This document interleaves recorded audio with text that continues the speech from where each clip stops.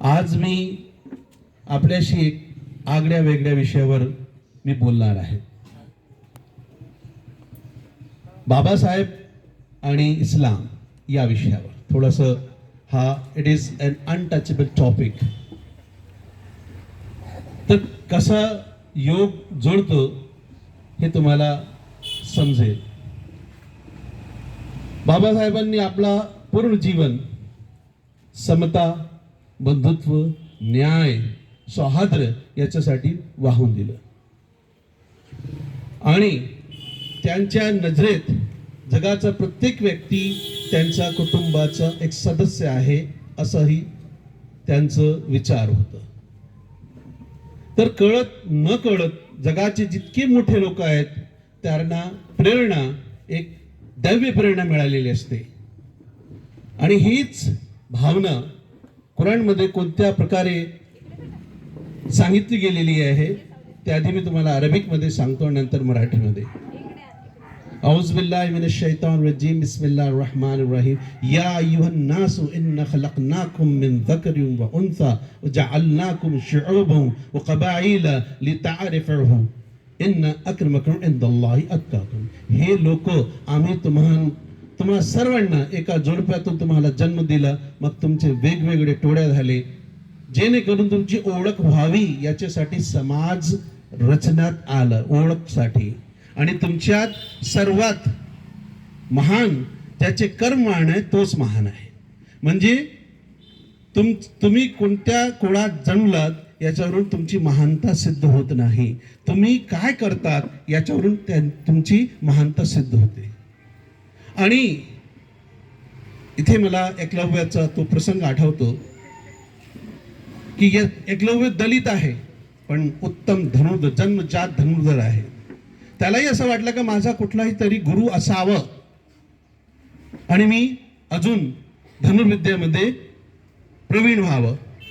पण त्याला त्या जो शिबिर सुरू होता तिथेच थांबवलं आणि त्याला म्हटलं की तू सूत असल्यामुळे तू ही धनुर्विद्या अर्जित करू शकत नाही. तर त्यावेळेस त्यांनी जे उत्तर दिलं आहे ते बाबासाहेबांनी उत्तर दिलंय त्या समाजाला, ज्या समाजांनी त्यांना परवानगी नव्हती दिली. एकलव्य काय म्हणतो की सूतो व सूत पुत्र यावा काव भाव्यम्यहम दैवत्यम कुलं जन्मम मदायत्तम तो पौरुषम. म्हणजे मी कोण आहे, मी दलित आहे की सूतपुत्र आहे आणि कुठल्या कुळात जन्म घेणे हे माझ्या हाती नाहीये, पण माझ्या हाती काय आहे, स्वतःचा पुरुषार्थ सिद्ध करून देणे हे माझ्या हाती आहे. आणि बाबासाहेबांची जीवनी वाचताना मला हेच समजलं की त्यांना हे उत्तर त्या समाजाला दिलं, त्या समाजांनी असं गृहीत धरलं होतं की या समाजाचे लोक शिक्षा घेऊ शकत नाही. तोच मुलगा जो तहानलेला आहे आणि त्याला स्वतः पाणी घेऊन पिण्याची परवानगी नाही आहे, त्याच्या डोळ्यात अश्रू आहे, पण मित्रांनो त्याच्या मनात एक अग्नी होती, एक ज्वाला होती. ती ज्वाला काय होती की मी हा कुठलाही अन्याय मी सहन करणार नाही आणि कोणालाही हे सहन करू देणार नाही. मग त्यांनी ते सिद्ध केलं. तोच व्यक्ती, तोच महान व्यक्ती ज्यांनी कॉन्स्टिट्यूशन च्या कमिटीचे ते चेअरमॅन झाले आणि त्यांनी संविधान लिहिलं. तर मित्रांनो, बाबासाहेबांचा जो जीवन आहे हे असं जीवन आहे जे प्रत्येक व्यक्तीला त्याच्यातून प्रेरणा मिळतं. मी थोडंसं आय एम अ बिब्लोफिल, मला पुस्तकांचा खूप नाद आहे. I always tell my wife the book is my best friend. तिला कधी कधी थोडंसं हेवं वाटतं, तिला म्हणजे it is very difficult to digest for her, but मी म्हटलं it is true, book is my first choice. तर मी एका लायब्ररीमध्ये गेलो तर तिथे लिहिलेलं होतं वाचाल तर वाचाल. तर मला काही समजलं नाही पहिल्यांदा की वाचाल तर वाचाल. मग थोडं थांबलो, वाचाल तर वाचाल, if you read you will survive. म्हणजे struggle for the survival goes through studies. मी पण एका लहानशा गावातून आलो, शिक्षक खूप महान होते, आई वडिलांचे संस्कार होते, म्हणजे इथपर्यंत मी प्राध्यापक झालो. पण मला जो प्रेरणा मिळालेली आहे पुस्तकातून आणि ते पुस्तकांची ओळख करून दिली आहे माझ्या गुरुजनांनी की those who read they lead, म्हणजे जे वाचतात ते नेतृत्व करतात. आणि जगाचा हा इतिहास याला विटनेस आहे, गवाह आहेत की ज्या लोकांना विद्येचं कासर हाती घेतलं त्यांनीच या जगाला चालवलेलं आहे. अजूनही तो काही काळ बदललेला नाही आहे. तर हा जो आहे, परत तुम्हाला सांगतोय की कुराणाचं पहिलं अक्षरच जे म्हणजे रिव्हील झालं पैगंबर साहेब ते होतं वाचा, वाचा इक्रा. तर माझा जो मी बोलण्याचा अर्थ आहे की कुठे ना कुठेतरी जगाचा प्रत्येक महान व्यक्ती महान विचारांपासून कळत न कळत तो प्रेरित होतो आणि मग त्याला जो मार्ग भेटलं तर त्या मार्गावर तो चालतो. आता पहिले तर मुस्लिम समाजाने बाबासाहेबांना काय दिलं? भंडारामध्ये इलेक्शन झालं, बाबासाहेब हारले. मग मुस्लिम लीगने त्यांना बंगालमधून त्यांना ती सीट दिली आणि तिथून ते जिंकून आले आणि मग पार्लिमेंटमध्ये गेले. जेव्हा संविधान म्हणजे संविधान तयार झालं आणि ते मांडण्यात आलं पार्लिमेंटमध्ये, पहिल्यांदा काझी करीमुद्दीन हे जे त्यावेळेचे जे जज होते त्यांनी दुजोरा दिला. ही सेकंडेड his that yes, this constitution is absolutely right and it gives right to every Indian citizen. महाडमध्ये जे बाबासाहेबांनी एक सभा घेतली, कोणी त्यांना जागा द्यायला तयार नव्हतं, पण फतेह खान जे होते त्यांनी आपली जागा दिली at the cost of the hostility of the people. आणि आता बाबासाहेबांनी मुस्लिम समाजाला काय दिलं? आर्टिकल 25A, म्हणजे त्यांनी की India is a secular country and every citizen has the right to practice and to preach his religion according to his custom and culture. आज आम्ही त्याचं म्हणजे आम्हाला त्याला म्हणजे आमच्या बाया आमच्या पद्धतीनुसार ते बुरका घालू शकतात. आम्ही कुराणाचं वाचन करू शकतो, मस्जिदमध्ये प्रार्थना करू शकतो. That is also a kind of a favor that Baba Saheb Ambedkar has done with the Indian Muslim society.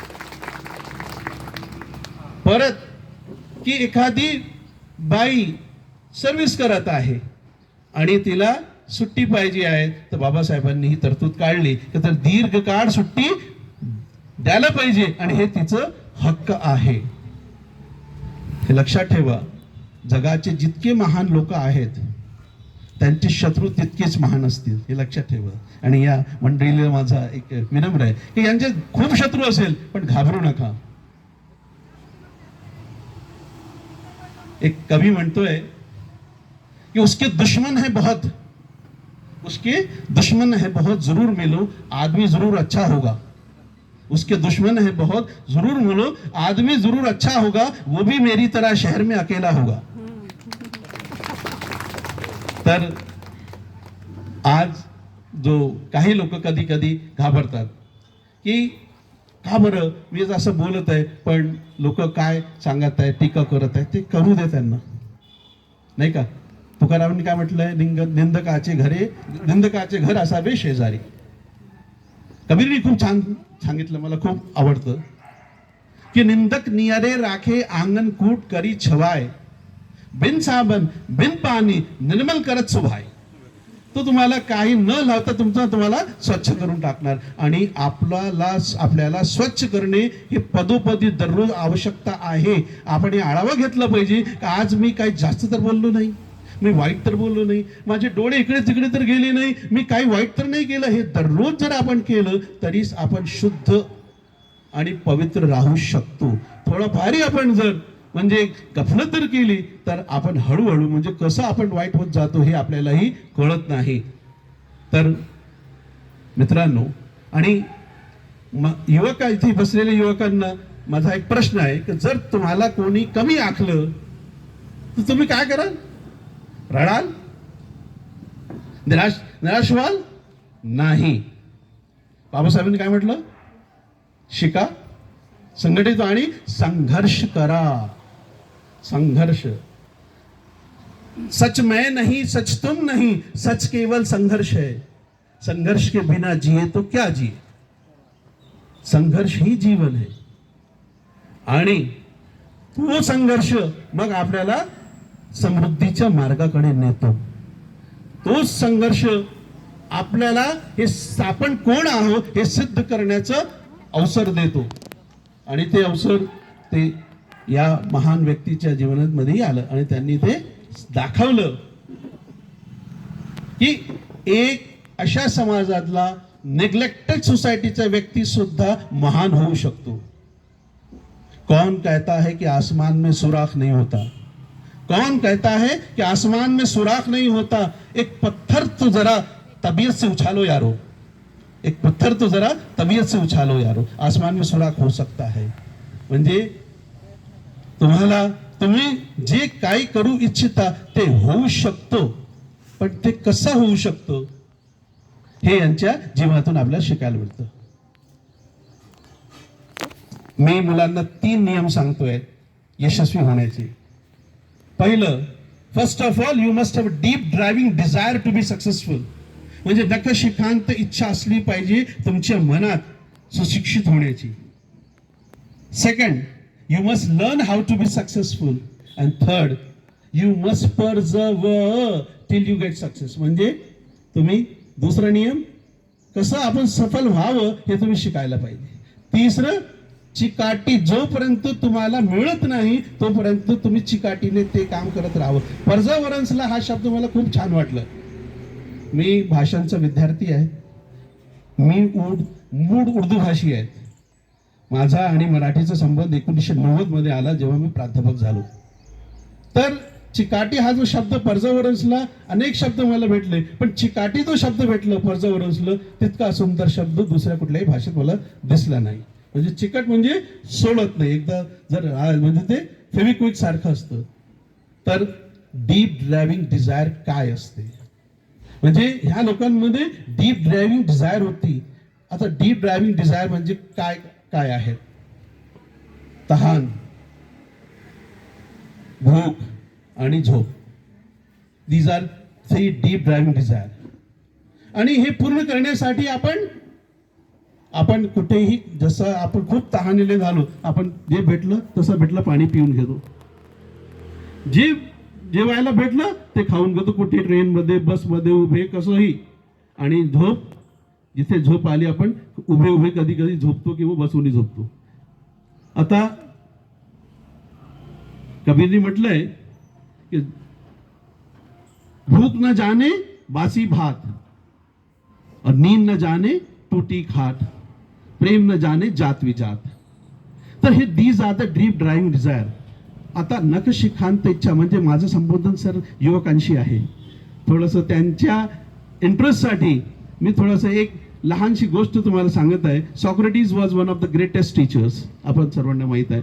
आणि तो आमच्यासारखा शिक्षक नव्हतं. त्यांनी कधीही विदिन 4 वॉल्स, 4 दिवारमध्ये भिंतीमध्ये त्यांनी कधी शिकवलेलं नाही.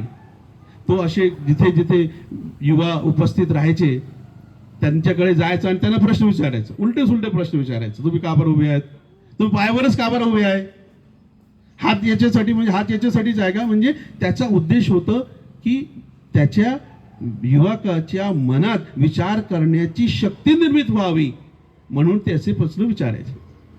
आणि जे कोणी त्यांच्या शागिर्दीमध्ये यायचं म्हणजे स्टुडंट व्हायचं तो सफल व्हायचं. असं म्हणजे पूर्णपणे त्यांचं हे fame, he was very famous, गाजलेले होते. ते एक सफल व्यक्ती आहे. जर आज नवीन नवीन क्लासेस निघालेले आहे, इथे तुम्ही केलं तर तुमचं MBBS मध्ये ॲडमिशन होईल, असला काही त्यांनी ॲडव्हर्टिजमेंट नव्हतं केलं, पण लोकांना माहीत होतं. एक तरुण, एक युवा, त्याच्या मनात इच्छा झाली की मला सफल व्हायचं आहे. आणि सॉक्रेटिस कडे जर कोणी गेलं आणि शिकलं, त्यांच्याकडून जर विद्यार्जित केलं तर तो व्यक्ती यशस्वी होतो. आता हे डीप ड्रायव्हिंग डिझायर म्हणजे नखशिखांत इच्छा काय आहे, थोडंसं हे शब्द लक्षात ठेवता तुम्हाला ती कथा तुमच्या लक्षात येईल. तो तरुण गेला, त्यांनी बघितलं का सॉक्रेटिस आपल्या बगीच्यामध्ये काम करत आहे. त्यांनी अभिवादन केलं. सॉक्रेटिसने फक्त त्याच्याकडे असं पाहिलं आणि आपल्या कामात लागलं. दुसऱ्यांदा त्यांनी म्हटलं की साहेब मी खूप प्रवास करून आलो आणि मला यशस्वी व्हायचं आहे आणि मला तुम्ही शिकवा. सॉक्रेटिसने काही त्याच्याकडे लक्ष नाही दिलं. परत आपल्या कामात लागलं. तिसऱ्यांदा त्या युवकाला असं वाटलं की हा यांनी ऐकलं किंवा नाही. परत त्यांनी सांगितलं की सर मी याच्यासाठी आलो. सॉक्रेटिसने म्हटलं की हे बघ, ही माझी वेळ, मी ह्या वेळी फिरायला जातो नदीकडे. जर तुला माझ्यासोबत यायचं असेल तर ये, आपण बोलता जाता जाता आपण काही गप्पा गोष्टी करू शकतो आणि तुझा काय प्रश्न आहे त्याच्यावर आपण चर्चा करू शकतो. आता काय करू शकतो तो, नाही का? आता इतक्या दुरून आला, प्रवास केलं, प्रवासाचं कष्ट. त्यांनी म्हटलं की ठीक आहे.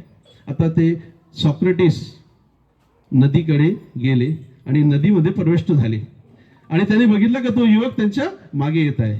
त्याला असं इशारा दिला. तो युवक त्यांच्या बाजूला आला, म्हणजे पाणी आहे इथपर्यंत आला, पाणी फुटेपर्यंत पाणी. तोही युवक आला आणि जसं तो आला, सॉक्रेटिसने त्याचं डोकं असं पकडलं आणि पाण्यात ठेवलं आणि त्याला तोपर्यंत ठेवलं जोपर्यंत त्याला असं वाटलं की जर एक सेकंड सुद्धा मी याला पाण्यात ठेवलं तर हा मरून जाईल. एकदम त्याला बाहेर काढलं आणि एक प्रश्न विचारलं की तू पाण्यात जेव्हा होतो तुला काय हवं होतं? त्यांनी म्हटलं मला ऑक्सिजन हवा पाहिजे होती, मला ऑक्सिजन पाहिजे. तर सॉक्रेटिसने म्हटलं की तू ज्या उद्देशासाठी माझ्याकडे आला, तुला सफल व्हायचं आहे, तुझ्या जीवनात सफलता जेव्हा ऑक्सिजन इतकी महत्वपूर्ण, तू म्हणजे सॉक्रेटिस तुझ्या घरी शिकवायला येईल. म्हणजे इतकी डीप ड्रायव्हिंग डिझायर तुझ्यात पाहिजे आहे आणि ती डीप ड्रायव्हिंग डिझायर ती नखशिखांतीच्या जगाच्या प्रत्येक महान व्यक्तीमध्ये आणि तिथे बसलेल्या प्रत्येक मंडळीमध्ये ती होती आणि ती आहे. म्हणून हे इथे बसलेले आहे आणि काही तिथे बसलेले आहे युवक. त्या युवकांना मी मेसेज देऊ इच्छितो कि गुंचा म्हणजे कली. एक कवी म्हणतोय कि गुंचा कली और फूल में है फर्क क्या, आओ बतलाएं तुम्हें. कली और फूल में है फर्क क्या, आओ बतलाएं तुम्हें. एक बात है कही हुई और एक है अनकही. फूल खिल गया, अपनी खुशबू बिखेर दी, अपना सौंदर्य दिखा दिया. उन युवाओं में भी, उन बच्चों में भी वही सुगंध है, वही सौंदर्य है. बस उनको प्रयत्न करना है, त्यांना ते प्रयत्न करावे लागणार आहे. तर मित्रांनो, आता जर तुम्ही माझा म्हणजे हा एक रिक्वेस्ट आहे की जसं मी तसं जे काही मला, मी धम्मपदचा सुद्धा अभ्यास केला, जितकं काय मला भेटलं ते मी अभ्यास केलाय. माझं एक निवेदन आहे की पैगंबर साहेबांची जीवनी सुद्धा तुम्ही वाचायला पाहिजे. दलित लोकांशी त्यांचं काय व्यवहार होतं ते तुम्हाला समजेल. की एक हजरत बिलाल त्यांचे सहचरी होते आणि ते दलित होते, आफ्रिकन गुलाम होते, ते काळे. जेव्हा मक्क्यामध्ये काब्यावर अजान देण्याची वेळ आली तर त्यावेळेस पैगंबर साहेबांनी म्हटलं की बिलाल अजान दे. ते म्हणजे त्यांच्या पाठीवर चढून मक्क्यावर उभे राहून त्यांनी अजान दिली. म्हणजे जे गुलाम व्यक्तीला इतका मोठा सन्मान त्यांनी दिलं. कारण त्यांनी म्हटलं की शेवटचं जो त्यांचं भाषण आहे त्यांनी तेथे म्हटलं आहे की कुठल्याही अरबाला, कुठल्याही गैर अरब व्यक्तीवर काही वर्चस्व नाही. कुठल्याही गोऱ्या व्यक्तीवर, काळ्या व्यक्तीवर काही वर्चस्व नाही. वर्चस्व फक्त त्याच्या कर्तृत्वामुळे आहे.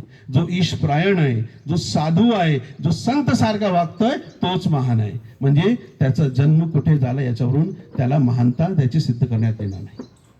तर असले जे कार्यक्रम असतात आणि मी आवर्जून जातो तिथे, कारण मला या कार्यक्रमातून प्रेरणा मिळते.